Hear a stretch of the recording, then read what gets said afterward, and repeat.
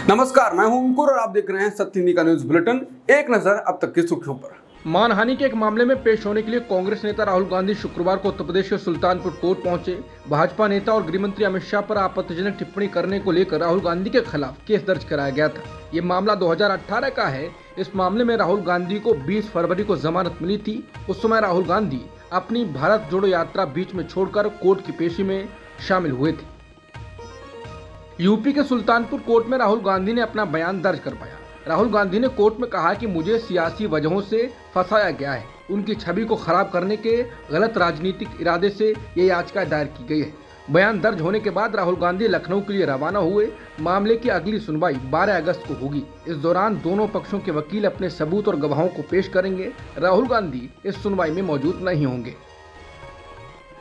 उत्तर प्रदेश सरकार के कांवड़ रूट पर दुकानों पर नेम प्लेट लगाने के आदेश पर सुप्रीम कोर्ट ने अस्थायी रोक लगा दी थी और अदालत ने उत्तर प्रदेश, उत्तराखंड और मध्य प्रदेश सरकार को जवाब दाखिल करने के लिए कहा था। अब उत्तर प्रदेश सरकार ने सुप्रीम कोर्ट में हलफनामा दायर किया है। सरकार ने कहा है ये निर्देश कांवड़ यात्रा को शांतिपूर्ण तरीके से संपन्न कराने और पारदर्शिता बनाए रखने के लिए किया गया था। योगी सरकार ने कहा कि सांप्रदायिक तनाव को देखते हुए फैसला किया गया। कांवड़ियों की धार्मिक भावनाओं को देखते हुए फैसला लिया। गलती से भी धार्मिक भावनाएं आहत ना हो, इसलिए फैसला लिया। यूपी सरकार ने कहा कि राज्य ने खाद्य विक्रेताओं के व्यापार या व्यवसाय पर कोई रोक नहीं लगाया है, केवल मांसाहारी भोजन बेचने को छोड़कर, और वे अपना व्यवसाय सामान्य रूप से करने के लिए स्वतंत्र हैं।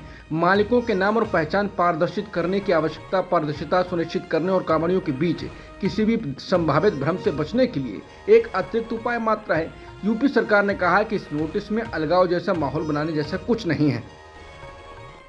उत्तर प्रदेश और उत्तराखंड में इन दिनों कांवड़ यात्रा चल रही है। ऐसे में प्रशासन ने कांवड़ यात्रा के रूटों पर कड़ी सुरक्षा की हुई है। इतना ही नहीं, प्रशासन ने कांवड़ यात्रा रूटों पर पड़ने वाले जिलों में स्कूल बंद कराने के आदेश दे दिए हैं। मेरठ, मुजफ्फरनगर और सहारनपुर के बाद अब हापुड़ जिले के स्कूल भी 26 जुलाई से 2 अगस्त तक के लिए बंद रहेंगे। इसकी जानकारी डिस्ट्रिक्ट मजिस्ट्रेट ने दी है। बता दें कि उत्तर प्रदेश के हापुड़ में 26 जुलाई से 2 अगस्त तक सभी सरकारी और प्राइवेट स्कूलों को बंद करने का आदेश जारी किया गया। उत्तर प्रदेश बीजेपी में हंगामा मचा हुआ है। केशव प्रसाद मौर्य इसके केंद्र में है। एक सियासी संदेश बार बार सामने आ रहा है कि ऑल इज नॉट वेल, यानी पार्टी में क्या सब कुछ ठीक नहीं चल रहा। ये बात सीएम योगी आदित्यनाथ और डिप्टी सीएम केशव प्रसाद मौर्य के संदर्भ में कही जा रही है, क्योंकि दोनों दिग्गज नेता सियासत के सेम पेज पर नजर नहीं आ रहे हैं। इसकी एक बानगी गुरुवार को तब देखने को मिली जब सीएम योगी आदित्यनाथ ने प्रयागराज मंडल के विधायक नेताओं से संग मुलाकात की, लेकिन केशव प्रसाद मौर्य इसमें शामिल नहीं हुए। प्रयागराज मंडल के विधायक सीएम आवास पर पहुंचे थे। प्रयागराज जोन की इस मीटिंग में केशव प्रसाद नहीं पहुंचे। रिपोर्ट्स के मुताबिक यह रिव्यू बैठक थी जिसमें मौजूदा हालात को सुधारने संबंधित मुद्दों पर चर्चा हुई।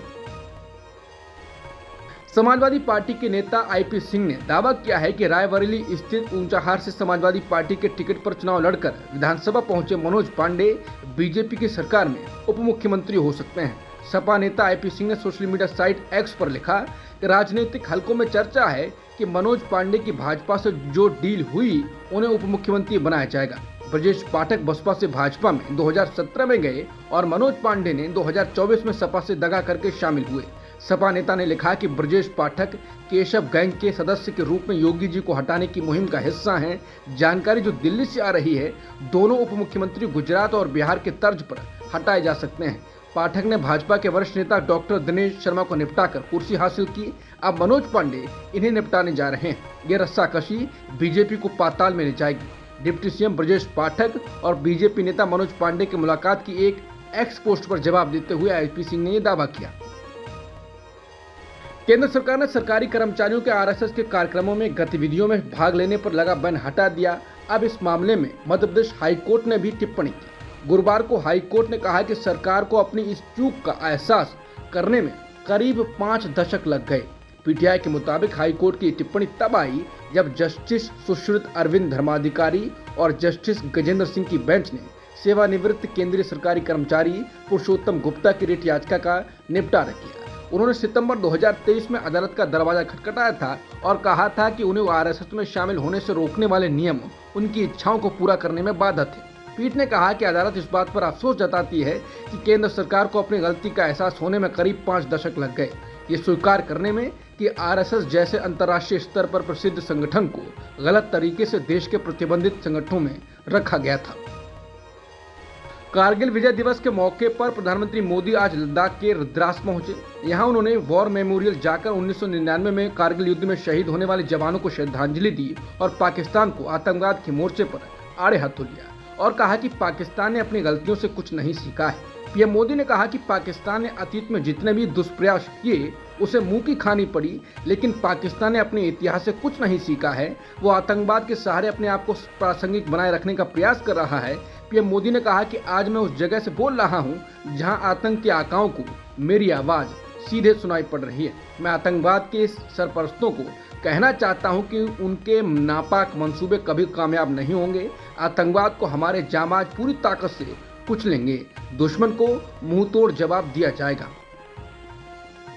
पीएम मोदी ने अग्निपथ योजना को लेकर भी बयान दिया और कहा कि अग्निपथ योजना का उद्देश्य भारतीय सेना को युवा बनाना है, लेकिन सियासत करने वालों ने इस विषय पर राजनीति की है। प्रधानमंत्री ने कहा कि सेना का रिफॉर्म्स हमारी पहली प्राथमिकता है। अग्निपथ योजना इसका हिस्सा है। संसद में दशकों तक सेना को युवा बनाने पर चर्चा होती रही। कई कमेटियों में यह विषय उठा, लेकिन इस बदलाव की पहले इच्छा शक्ति नहीं दिखाई दी। कुछ लोगों की मानसिकता ये थी कि सेना मतलब नेताओं को सलाम करना, परेड करना। हमारे लिए सेना मतलब 140 करोड़ देशवासियों की सुरक्षा, शांति की गारंटी। अग्निपथ योजना के जरिए से हमने साकार किया है। दुर्भाग्य से इतने संवेदनशील विषय को कुछ लोगों ने राजनीति का विषय बना दिया है। आम आदमी पार्टी के राज्यसभा सांसद राघव चड्ढा ने सदन में कहा कि सरकार की तरफ से विपक्ष के कई नेताओं के मोबाइल पर ऐसे संदेश आ रहे हैं कि उनके मोबाइल की जासूसी हो रही है। क्या सरकार के पास ऐसी जानकारी है? केंद्रीय मंत्री जितिन प्रसाद ने जवाब देते हुए कहा कि सरकार की तरफ से ऐसी कोई हैकिंग और ट्रैकिंग नहीं होती। सरकार का विभाग एप्पल से भी संपर्क में है कि आखिर उन्होंने अपने यूजर्स को ऐसे संदेश कैसे भेजे। दिल्ली हाई कोर्ट ने हर साल 25 जून को संविधान हत्या दिवस के रूप में मनाए जाने की केंद्र सरकार के नोटिफिकेशन के खिलाफ दायर जनहित याचिका को खारिज कर दिया। कार्यवाहक मुख्य न्यायाधीश मनमोहन की अध्यक्षता वाली खंडपीठ ने कहा कि अधिसूचना किसी भी तरह से भारत के संविधान या राष्ट्रीय गौरव अपमान निवारण अधिनियम को कमजोर या अपमानित नहीं करती है। बीजेपी ने बिहार में सांगठनिक फेरबदल किया है। बीजेपी के राष्ट्रीय अध्यक्ष जेपी नड्डा ने दिलीप जायसवाल को पार्टी का नया प्रदेश अध्यक्ष बनाया है। बीजेपी ने इससे पहले बिहार बीजेपी के कमान सम्राट चौधरी के पास थी, लेकिन उप मुख्यमंत्री बनने के बाद उन्हें इस जिम्मेदारी से मुक्त कर दिया गया है। दिलीप जायसवाल अभी बिहार सरकार में राजस्व एवं भूमि सुधार विभाग के मंत्री हैं। उपराष्ट्रपति कमला हैरिस ने गुरुवार को सबसे बड़े अमेरिकी शिक्षक संघ में अपने राष्ट्रपति अभियान की शुरुआत की और भविष्य के लिए लड़ाई का वादा किया। नए जनमत सर्वेक्षणों से पता चला है कि रिपब्लिकन प्रतिद्वंदी डोनाल्ड ट्रंप के साथ उनका अंतर कम हो रहा है। सर्वेक्षणों से पता चलता है कि कमला हैरिस पूर्व राष्ट्रपति ट्रंप के मुकाबले गैप को लगातार कम कर रही हैं। गुरुवार को प्रकाशित न्यूयॉर्क टाइम्स सिएना कॉलेज के राष्ट्रीय सर्वेक्षण में पाया गया कि हैरिस ने ट्रंप की अच्छी खासी बढ़त को कम कर दिया है। रजिस्टर्ड मतदाताओं के बीच ट्रंप और हैरिस में सिर्फ 2% का अंतर था। ट्रंप को इस सर्वे में जहां 48% मतदाता पसंद कर रहे थे, वहीं कमला हैरिस को 46% पसंद कर रहे थे, जबकि जुलाई की शुरुआत में बाइडेन को 41% और ट्रंप को 49% पसंद कर रहे थे। लेकिन बाइडेन अब मैदान से हट गए हैं। उनकी जगह कमला हैरिस उम्मीदवार घोषित होने वाली हैं। अब तक की सुर्खियों में इतना ही। बाकी खबरों के लिए बने रहिए सत्यहिंदी.com के साथ।